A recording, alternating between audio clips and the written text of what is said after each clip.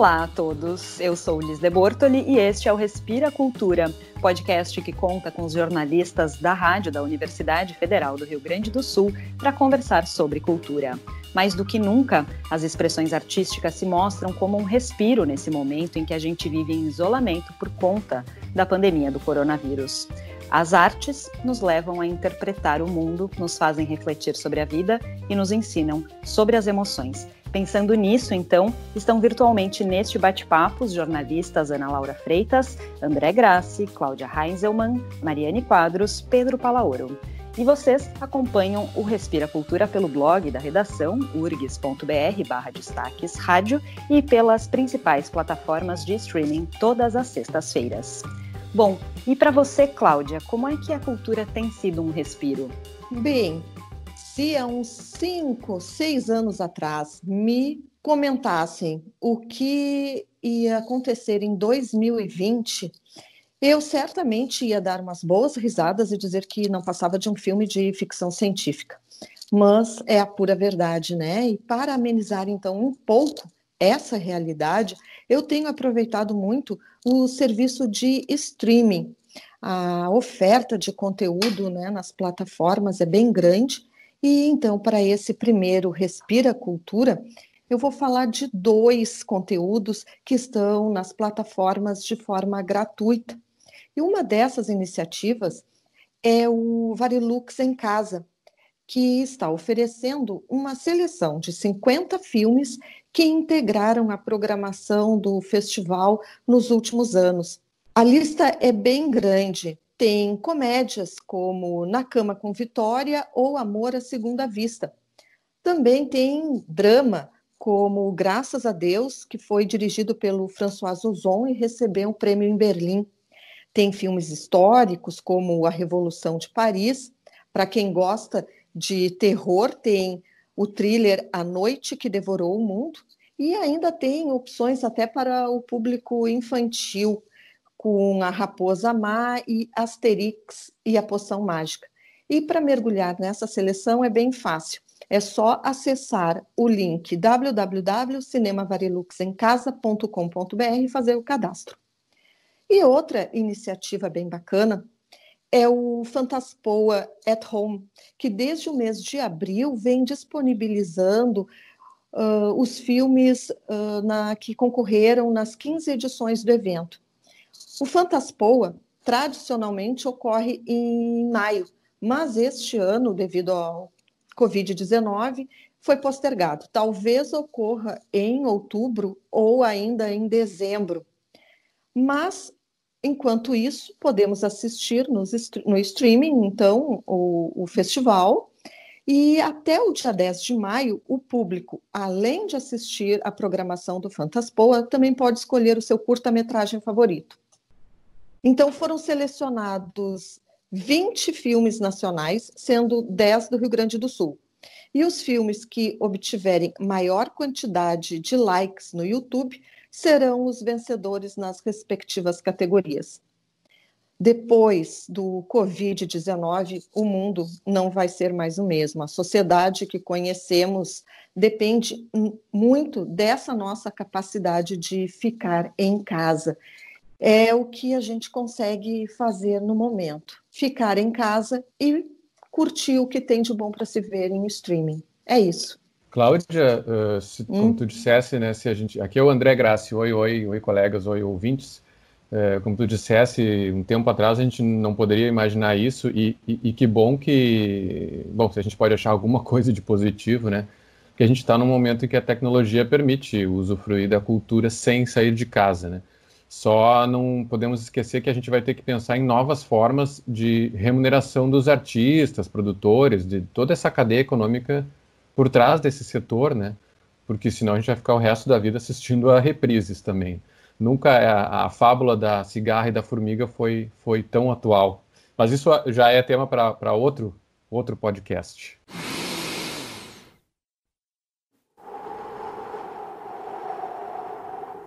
Respira Cultura. Como é que vai, amigo, há quanto tempo? gente respira cultura nesse momento, mas também suspira para falar de uma grande perda causada pela Covid-19. Já tivemos várias perdas importantes na área cultural, mas Aldir Blanc é um caso simbólico, um cronista da nossa realidade que é vítima dessa realidade, da realidade do coronavírus, mas também da nossa realidade de atendimento precário na saúde, no Brasil e no Rio de Janeiro, onde ele morreu. O artista, claro, sempre permanece vivo nas suas criações. Nesse caso, em torno de 600 músicas, umas 100 em parceria com o João Bosco. Mas é justamente uma dessas parcerias, uma das mais conhecidas, que já nasceu como homenagem e foi trocando de personagem, trajando diferentes lutos desde que foi composta. Sim, claro, estou falando do Bêbado e a Equilibrista, que alguns talvez achem até clichê de tão lembrado. Ok, podem achar, quem me dera compor um clichê assim. Ela surgiu no Natal de 1977, quando morre Charles Chaplin, e o João Bosco compõe a melodia inspirada nele e no clássico Smile, do Chaplin. Em seguida, o Aldir pensa na figura do Carlitos e nos remete aos excluídos, aos expatriados. Era a época da luta pela anistia e pronto, virou um hino pelos que estavam longe. E alguns, inclusive, tinham falecido no exílio. Elis Regina grava a música que vira sucesso. Em 82, Elis morre e a canção assume uma nova homenagem, agora a ela, a cantora que tinha partido. Depois ainda virou lembrança e homenagem a outros personagens citados na letra. O cartunista e escritor Enfio, que morreu em 88, e o irmão do Enfio, o Betinho, o sociólogo Herbert de Souza, falecido em 97. Agora, mais uma vez, a homenagem muda de homenageado, que passa a ser o próprio Aldir Blanc. E o Bêbado e Equilibrista é justamente uma das tantas letras dele que traz um lirismo que não é uma alegria esfuziante, mas também não é uma fossa, uma depressão. É um exemplo da capacidade dele de unir humor e tristeza, melancolia e esperança. Apropriado para a gente lembrar desse gênio e talvez também apropriado para o Brasil nos seus diversos momentos de crise, inclusive neste em que vivemos. Caía a tarde feito um viaduto e um bêbado trajando luto me lembrou Carlitos, a lua, tal qual a dona do bordel, pedia a cada estrela fria um brilho de aluguel. E nuvens lá no mataborrão do céu chupavam manchas torturadas que sufoco louco. O bêbado com chapéu coco fazia irreverências mil pra noite do Brasil, meu Brasil.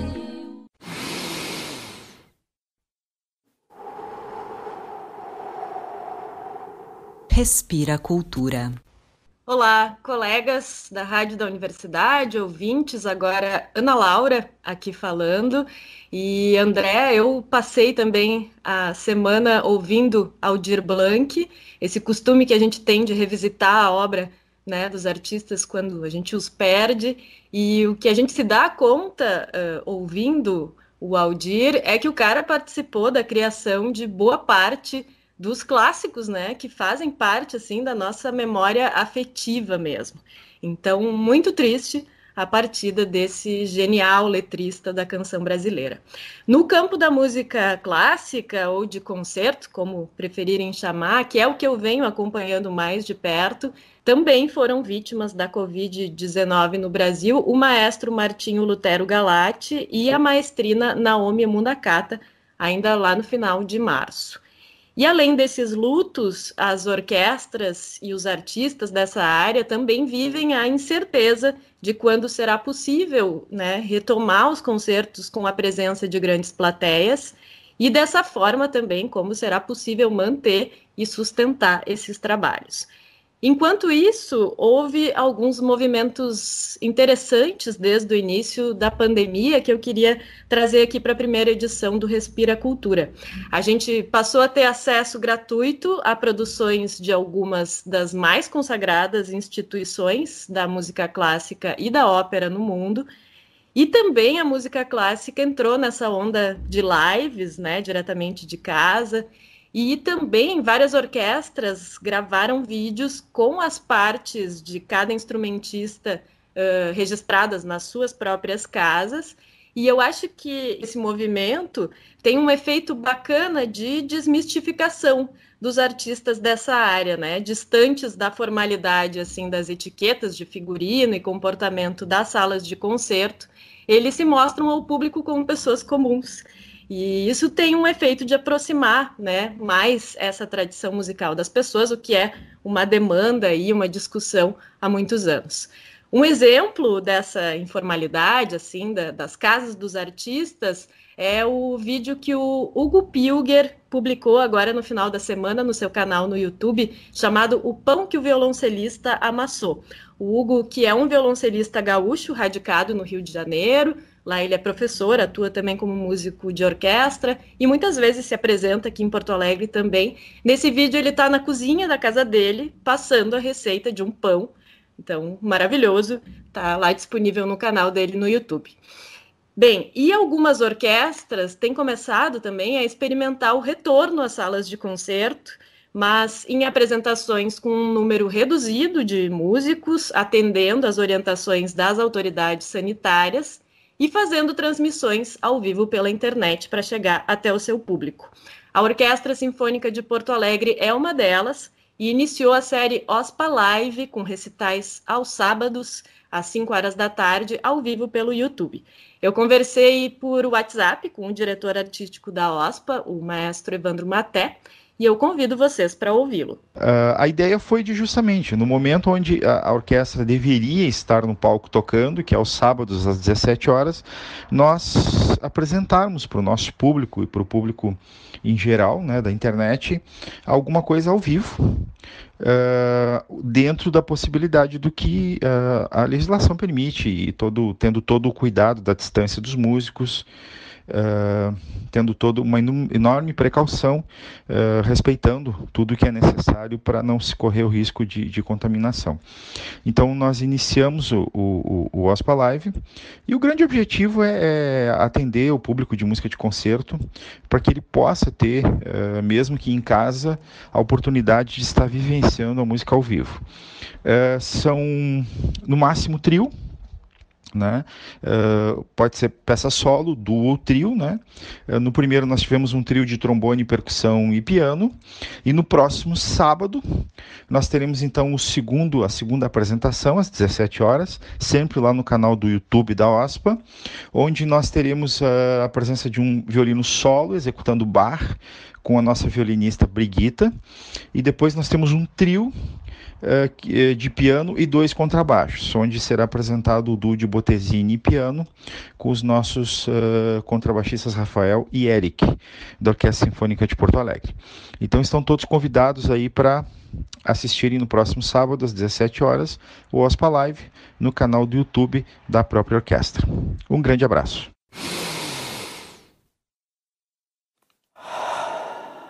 Então, né, o maestro aí, Evandro Maté, e a OSPA, valeu, Ana Laura, pelas informações, nos trazendo um respiro musical, né, trazendo essa música de concerto para dentro das nossas casas.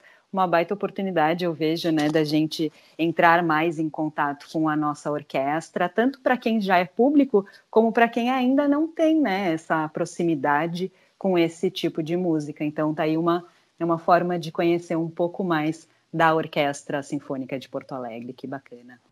Então, Liz, aqui é a Mariane falando, e assim como a Ana Laura falou das lives da música, né, a dança também, nesse período de pandemia, está se apropriando das lives e de outros meios digitais para continuar existindo nessa época de isolamento, né? A pandemia pegou em cheio as apresentações dos espetáculos de dança, todos cancelados e suspensos, e também com o fechamento das escolas, que rende o sustento desses artistas, né, que se propõem a difícil tarefa de viver de arte, viver de dança.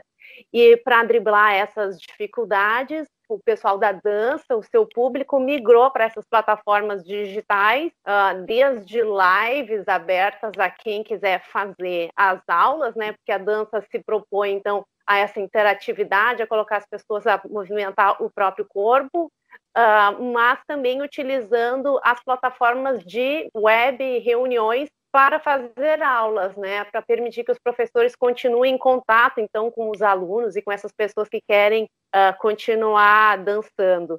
E essas experiências, né, eu mesmo pratico dança regularmente e tenho tentado manter essa atividade mesmo durante o isolamento da pandemia, nos pensar sobre essa relação diferenciada, então, com o espaço da nossa casa que o isolamento nos impõe, né? Para quem vai fazer qualquer atividade física e do corpo, é preciso reservar um espaço especial na casa, né, que tenha uma possibilidade mínima de se movimentar. Para quem não mora sozinho, que é a maior parte das pessoas, é preciso negociar esse espaço, né? Então, além de encontrar esse espaço, negociar com as outras pessoas para ter um momento para si.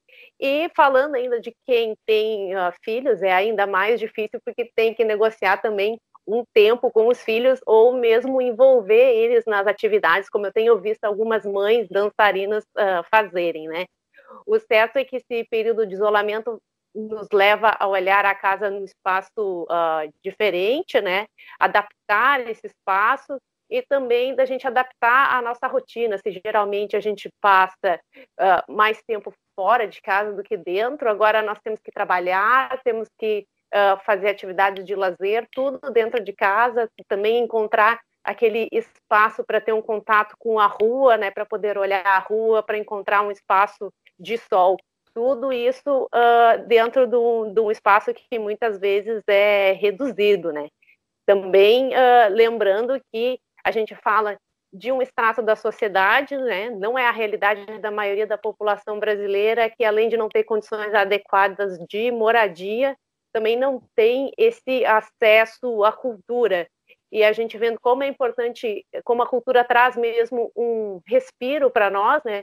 Que esse momento da pandemia e todas essas mudanças e questionamentos que a gente está fazendo nos levem a também ver que nós precisamos de uma outra sociedade, uma sociedade mais solidária, que se preocupa com o bem-estar de todos, e também uma sociedade que valorize a cultura, valorize os artistas e a importância de todos terem acesso à cultura.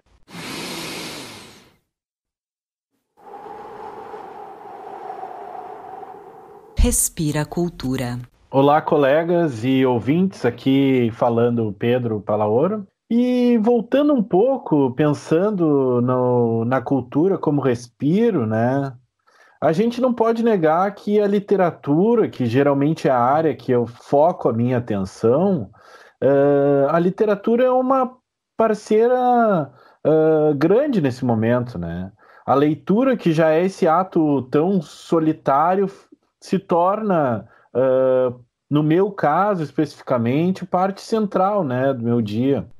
No meio literário tem ocorrido uma grande discussão sobre a sustentabilidade do mercado de livros, né? Justamente por causa de toda essa questão econômica envolvida, né? Livrarias e editoras vêm com dificuldades enquanto tentam manter as entregas em casa, mas os lançamentos foram quase totalmente suspensos. Um dos grandes casos que eu fiquei sabendo nesse momento foi do escritor Rodrigo Tavares, aqui do Rio Grande do Sul, que lançou, ainda que a Terra se abra, um livro que está saindo pela editora Taverna. Ele fez o lançamento em uma live, como numa conversa, em um sarau de lançamento. Foi bem legal. Bom, como na área da música, no meio literário também está acontecendo um esforço por colaboração e criação conjunta, seja no lançamento de coletâneas, de contos, livros conjuntos, ou na criação de debates entre profissionais do meio.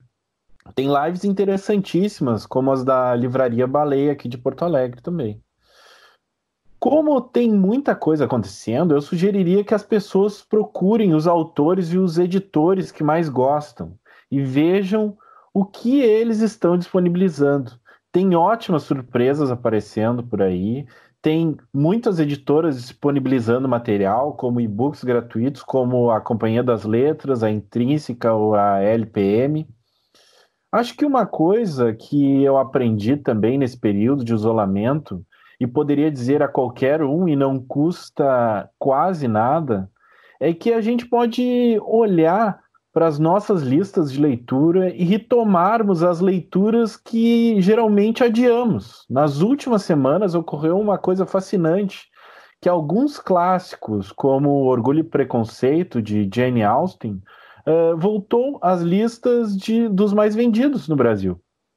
E acho que, sem dúvida, essa é uma dica ótima. Ainda que tenhamos tantos eventos online para aproveitar, nós temos a chance agora de nos reconciliarmos com as nossas leituras perdidas. Parece uma oportunidade única, né? Com certeza, Pedro, que bacana, né? Eu tenho uma pilha de livros aí que eu tô retomando agora nesse momento.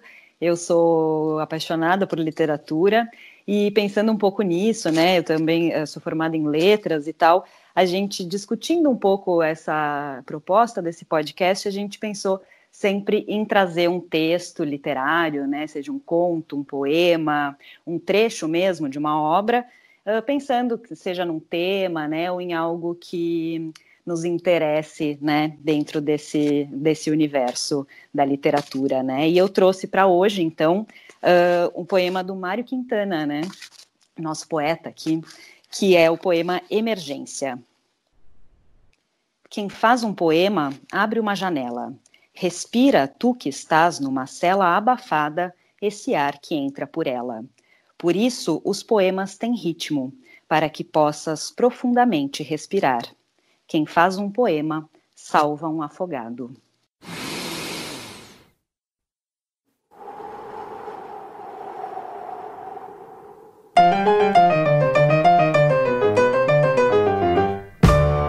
Lembrando então, gente, muito obrigada pela participação de todos, que o Respira Cultura está disponível no blog da redação em urgs.br/destaques rádio e é uma produção do Departamento de Jornalismo da Rádio da Universidade Federal do Rio Grande do Sul. Teve a apresentação minha, Liz de Bortoli, e participaram dessa primeira edição os jornalistas Ana Laura Freitas, André Grassi, Cláudia Heinzelmann, Mariane Quadros e Pedro Palaoro.